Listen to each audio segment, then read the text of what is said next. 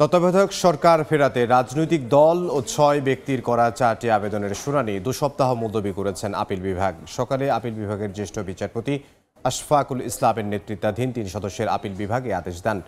সংবিধানে তত্ত্বাবধায়ক সরকার ব্যবস্থা অন্তর্ভুক্ত করে সংবিধানের ত্রয়োদশ সংশোধনী গৃহীত হয় ১৯৯৬ সালে। এই সরকারের অধীনে ৩টি জাতীয় সংসদ নির্বাচন অনুষ্ঠিত হয়। এক রিট আবেদনের পরিপ্রেক্ষিতে ২০০৪ সালের ৪ আগস্ট তত্ত্বাবধায়ক সরকার ব্যবস্থাকে বৈধ ঘোষণা করে রায় দেন হাইকোর্ট, যা আপিল বিভাগেও বহাল থাকে।